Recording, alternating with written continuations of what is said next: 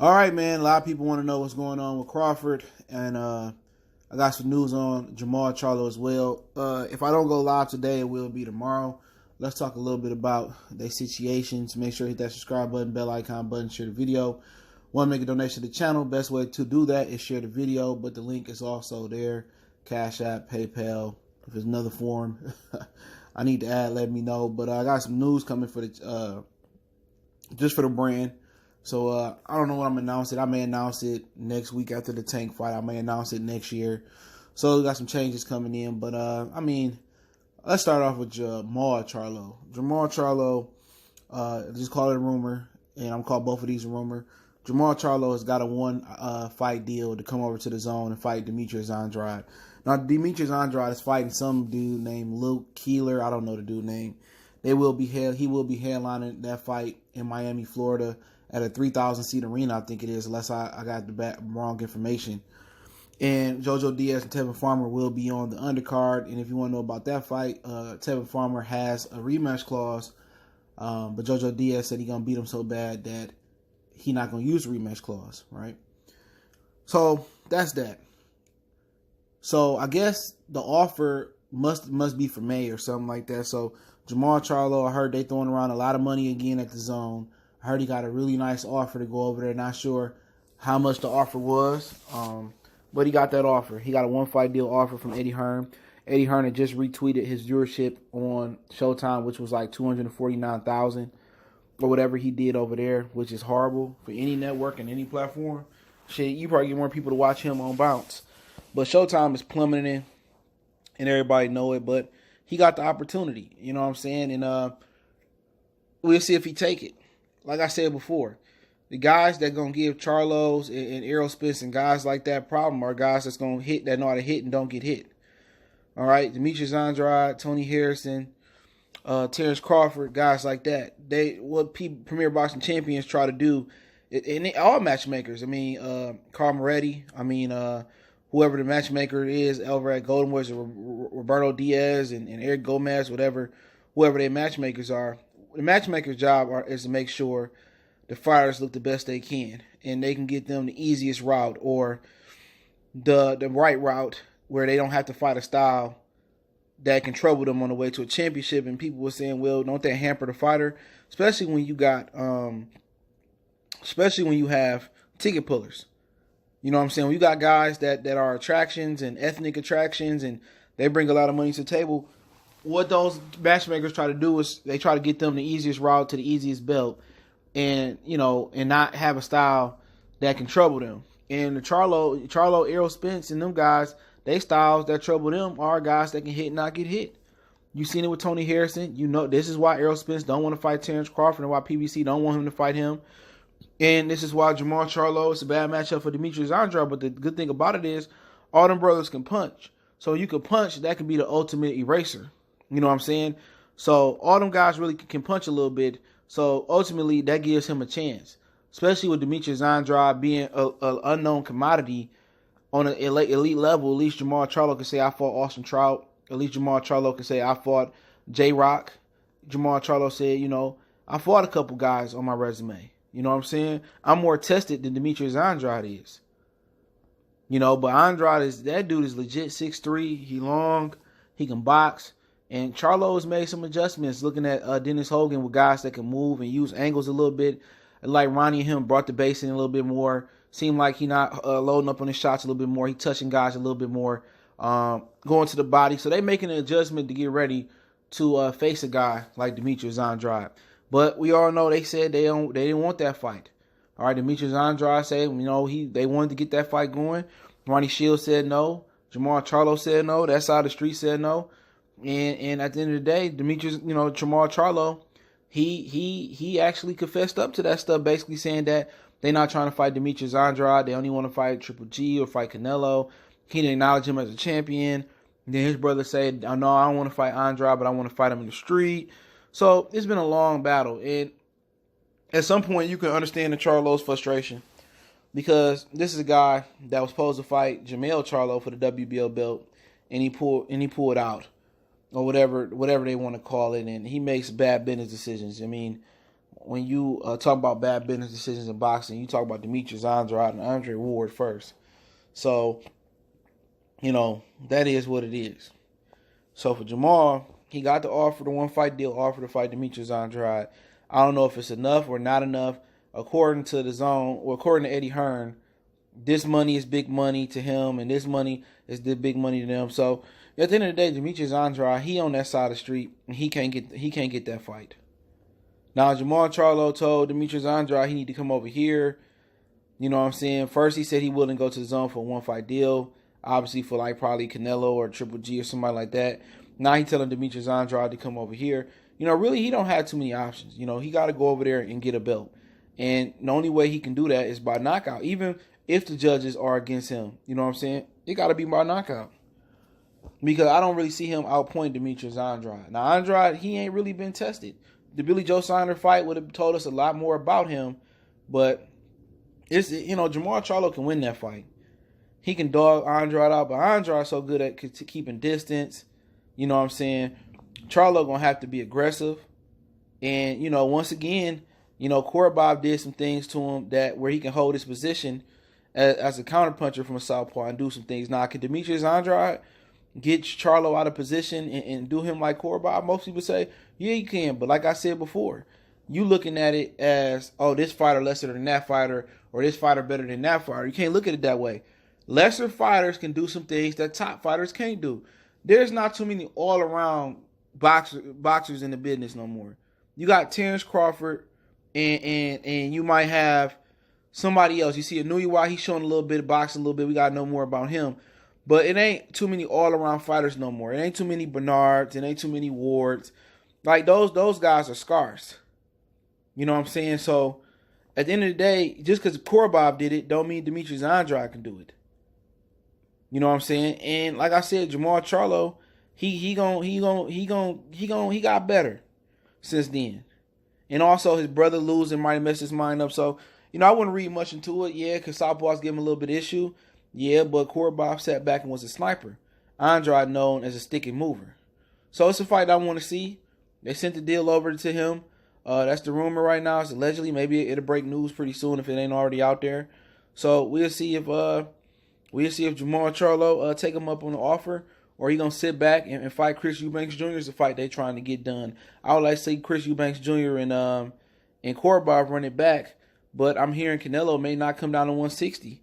He says it's hard for him to make, so Eubanks Jr. title could be turned into a Super WA title, and what Charlo could do is come back. What he just fought in December, he can come back, fight Eubanks in February, March, and then come back and fight Andrade later in the year. But in my opinion, I want to see him fight Andrade first. You know what I'm saying? So let's see if they can make that fight first, and then he can come back and get Eubanks Jr. title if Canelo vacates the Super WA title. But if he vacates Super WA title, I think go ahead and make that fight happen with Charlo and Andrade, and then you still got the belt with Eubanks on that side of the street. So I got word what Terence Crawford next fight gonna be. Terence Crawford fight gonna be Jose Ramirez, so you won't get no undisputed at 140 with Josh Taylor and Jose Ramirez. This is what happens when you can't make fights with the other side of the street. Okay, it's just the sad case. Crawford got exposed to a lot of fans, and you can't go back and forth with a lot of fans. Some fans will call you, oh, you a coon, or you a raccoon, or you a jive turd, whatever they want to call you, because you don't see it from their vantage point. And these are a lot of people that don't know what goes on in boxing. They swear up and down Errol Spence, this thoroughbred, and nobody on PBC ducking, but ain't nobody trying to fight this brother. And they laughing about, what we laughing about? Seriously, what we laughing about? Another weekend with another mundane fight? And it seems to line up that the boring fights or the crappy fights, they don't never had a competitive card to go against. Those fights are only on the weekends where there's nothing else to watch on TV, boxing-wise. And a lot of times, sporting event-wise. So, at the end of the day, people say, I don't care about Crawford fighting, but everybody watching, everybody got a reaction video.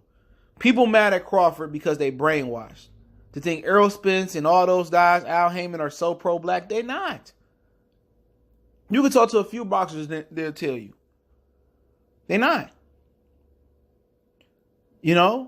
But this is what happens when guys like, Errol Spence don't step up. When guys like Keith Thurman fall back. Like guys with Pacquiao hold the division up, waiting on Floyd Mayweather to come back. It's not fair to the fans. But you know what? Let people live in a bubble.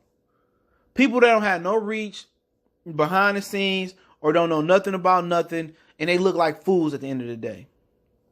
Well, Crawford is going to wait for Jose Ramirez, right? Jose Ramirez got a fight in China versus Victor Postol. Victor Postol is now a Premier Boxing Champions affiliate. He with TGB Promotions for this fight. They going over to China. So, if Victor Postol win, then that belt going back to PBC. All right. But if Ramirez win as expected, which I think this could be a trap fight for Jose Ramirez, he will move up and fight Crawford next. And they probably going to try to do that on pay-per-view, I heard a while ago from another source. They going to do that on pay-per-view, I heard. So you might have Teofimo, Lopez on pay-per-view and Crawford and Crawford and that was on pay-per-view, Victor Postol. Crawford and Jose Ramirez on pay-per-view. So at the end of the day, it don't get no easier for the fans. Like I said before, I like to see Jose Ramirez get a tune-up fight or something like that, and they can just start Regis Progress to Terence Crawford and let Ramirez tune up after Postol at 47 and do it that way. You're probably wondering what's going on with Josh Taylor. Obviously, he just got charged, and I think he was I think something happened in court, whatever happened in court, for using a racial slur versus an Asian guy. He called him some stuff. They're just oversensitive people, man. But hey, he gonna probably be fighting Mikey Garcia next. As Mikey Garcia stay on his own, so I believe it's a stronger feeling that Mikey Garcia might stay on his own. And they announced his fight versus Jesse Vargas for somewhere in LA. Oh no, at the Frisco Star, where Errol Spence fought Carlos Ocampo at. So Mikey gonna go down to the Frisco Star and fight Jesse Vargas. So other than that, Josh Taylor leave him hanging, but he probably after Jesse Vargas, Mikey going back down if he don't get the Pacquiao fight, he gonna stay on his own and fight Josh Taylor. I heard Devin Haney is an opponent as well too.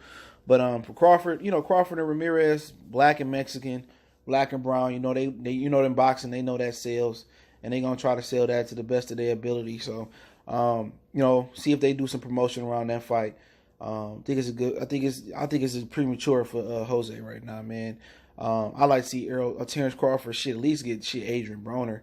You know what I'm saying? But hey, goes on. So like Crawford probably gonna be fighting once or twice next year, because if Ramirez fight in February, he may not come back to like September, maybe June or July. So in addition to that, unless Crawford take a stay busy fight between then, meantime, like he gonna be one of the more inactive champions like everybody else in boxing. I think at this point he should at least be fighting 2, 3, 4 times a year. Maybe he should do a world tour, you know what I'm saying, in between his mandatories, and go to different countries and fight their top guys. Just on a little short 4, 6, 7 round type of thing or whatever, or maybe 12 rounder type of thing. I believe that's what they should try to be creative and see what he's doing. But it might be a chance where Jose and Crawford out the country. They might try to take that to Africa, but not much sure about it. But it is what it is. People gonna laugh and say this and that, but they just enabling guys in boxing to be scary cats, man. Like, why should this dude have? Even if this was the case where Bob had all the welterweights and Errol Spence sitting over there, or whatever situation may be, I want to see the best fight the best in boxing. I don't care about that pro boxing, that pro black boxing stuff they going on, because if it was pro black boxing, Crawford get the same support that Errol Spence get, interview or not interview. That's just feminine to me, because somebody want to talk to you, so you gonna diss them. So because you can't monetize their content. You can't make money off the strength of their name. That's all people doing. Oh, we control the narrative, and they just want to make money off Errol Spence and Terence Crawford name. They just want to make money off Deontay Wilder name. That's all it boiled down to. I wouldn't talk to them sissies neither. All they want to do is monetize your content, use you to get money. If it wasn't no money involved, man, a lot of these dudes wouldn't have no platforms, man. Real talk. A lot of these dudes not invested in boxing. They don't invest the time in watching them. A lot of times, I don't even think they watch the fights, bro. I really think they wait for somebody to cut the highlights up, or they watch somebody's video and get and regurgitate their opinion. I'm dead serious about it. I'm dead serious about that. Because if you about boxing, You want to see the best fight the best, especially when it's black excellence, if you so pro-black. Crawford no blacker than Errol Spence, and Errol Spence no blacker than Regis Prograis, and Regis Prograis no blacker than Gervonta. Gervonta no blacker than the next fighter, than the Charlos. If you pro-black, then cool. All the black fighters you riding with for the most part, except for the Uncle Ruckuses, you know? But he won't talk to me and this and that. And it's idiots that follow and listen to them, bro. We got grown men with kids that should have a mind of their own, listening to idiots and getting mind control. And they talking about Christianity and pastors pimping them and Kanye pimping them, and they letting some bald head, Ninja Turtles pimp them. Man, I just show you how weak-minded people is, man. Hey, y'all know what it is, man. Goodfellas Sports TV. Don't forget we on Facebook, Instagram, Twitter. You can reach out to the email if you got business, question, inquiry, sponsorship, and video requests. All my social media links there. Instagram, Facebook, Twitter. Quickest way to get in touch with me is email and Twitter. Make a donation. That link's in the description. Best way to donate is share the video. And let me know what you guys think. Do you think Jermall Charlo takes the one-fight deal, go to the zone to fight Andrade, or have an excuse? And do you see Terence Crawford? How do you see Terence Crawford fighting Jose Ramirez, since the other side of the street don't want to step up? One time for the one time. Goodfellas Sports.